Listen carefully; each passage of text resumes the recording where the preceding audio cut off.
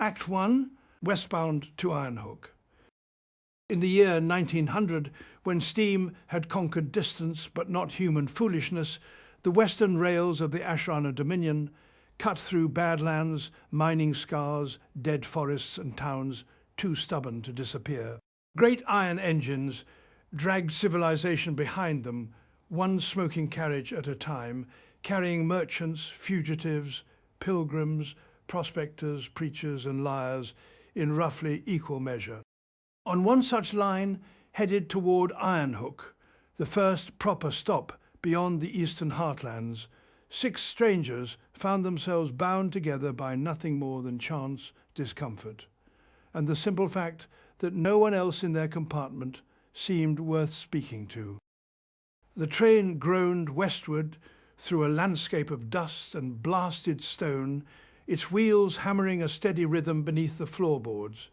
Smoke drifted past the windows in long black banners. Inside, the carriage smelled of coal soot, hot brass, damp wool, stale drink, and human compromise. Sirius Flack occupied more space than his body justified. Tieflings had a talent for being noticed even when silent, and Sirius had no intention of ever being silent if it could be helped. His horns curved back like polished obsidian. His eyes glowed with the warm ember light of bad decisions, and his coat bore the scars of many fires, some accidental, most not. He was travelling west because too many eastern towns now recognized him on sight, and because opportunity was easier to find in places where the ashes were fresh. Fire was his trade, destruction his art, and Ironhook, by reputation, was a place where both could still earn coin. Across from him sat Sindros Valorian, the only man in the carriage who made Sirius seem informal by comparison. Sindros was dragonborn, broad-shouldered and scale-clad, wearing armour maintained with the care of a man who believed discipline should extend to metal. His shield rested beside him, scarred but polished, marked with symbols of civic duty and old campaigns. He spoke little, but when he did, people tended to listen even before realizing why. He had travelled with Sirius for several weeks already, partly because one occasionally needed to keep an eye on a man like Sirius Flack, and partly because the Dominion's roads were less dangerous when crossed with company. Ironhook was not his final destination. He had obligations elsewhere, official, personal and burdensome in equal measure, but westward was the correct direction for now. At the far end of the carriage sat Bear Pawstrong, who looked as though he belonged outdoors and had only boarded the train because weather had made argument pointless. Broad-backed, weathered and dressed in leathers, chosen for function over impression, he carried himself with the quiet balance of a man used to uneven ground and sudden trouble. At his boots lay Mountain, a great grey wolf whose mere presence had convinced several passengers to discover urgent reasons to change seats. Bear was heading west because the east had too many fences and too few honest horizons. Ironhook promised land, game trails, and room enough to live without asking permission. Near the window opposite him sat Huan Sheun. Kenku were uncommon enough that people stared until he looked back, at which point they usually stopped. His black feathers held the sheen of coal in low light, and his eyes missed very little. A revolver hung at his side in a holster worn smooth by habit. Juan spoke only in borrowed sounds and remembered phrases, piecing language together from the world like a locksmith working with stolen keys. He was heading to Ironhook because it was a frontier town, and frontier towns always needed someone quick with a gun, careful with a plan, and morally flexible enough to survive both. Then there was the Hood.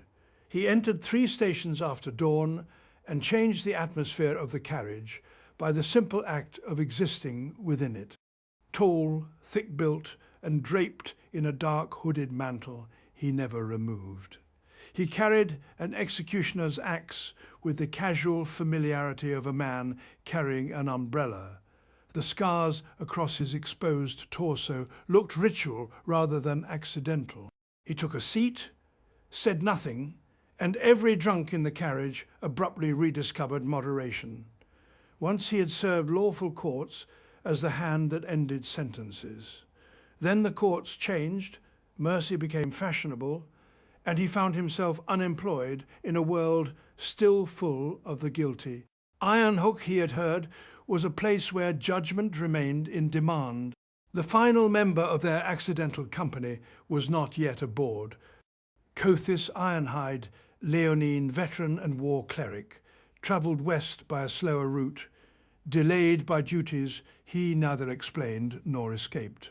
Those who knew him knew only that he was a soldier who had survived too much and a healer who carried death like a second profession. He would join them later, once obligations released their grip. For now, his absence was simply another empty seat in a crowded future.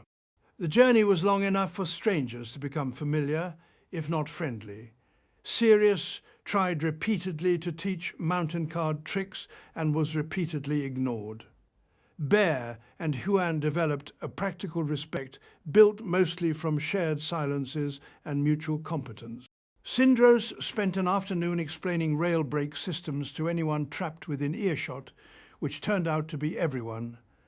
The Hood sharpened his axe for 3 straight hours without once looking at the blade. A woman in the next compartment asked the conductor if there were any other seats available. There were not. Conversation came in bursts. Sirius declared that all towns were improved by selective arson. Bear replied that some men were improved by being buried under them.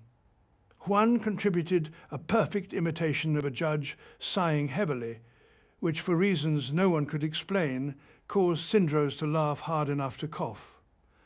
The Hood remained silent until a travelling salesman attempted to sell him patent tonic, at which point he said, in a voice like a closing tomb, "Move on." The salesman did. By the second evening, they had settled into the rough shape of a fellowship. Not trust exactly. Trust was expensive, but familiarity, usefulness, and the dawning awareness that each of them was dangerous in a different direction. It was Juan who raised the matter plainly. He tapped the window, gestured west, then to each of them in turn. After that came a sequence of borrowed phrases assembled from prior conversations. "New town," said the voice of the conductor. "Need coin," said Sirius Flack from 2 hours earlier. Better together in the clipped tones of Syndros. Then Huan pointed at himself and spread his wings slightly. The meaning was clear enough. Sirius grinned first. "I adore organized bad ideas," Bear shrugged. "Safer than travelling alone." Syndros considered it as though weighing a contract. "Temporary cooperation," he said at last. The Hood gave no verbal answer at all, which everyone eventually learned often meant yes. And so it was agreed. When the train finally hissed into Ashlock station under a sky bleached pale with heat, only 4 of them stepped down together. Juan Xiun, Sirius Flack, Bear Pourstrong, and the Hood. Syndros remained aboard a while longer, bound by obligations that would delay him but not divert him. Cothis was still somewhere on the road west, closing the distance in his own time. The engine shrieked, steam rolled across the platform, and the doors opened onto dust, heat, and the sort of place where fortunes were either made quickly or buried shallow. Their story began there.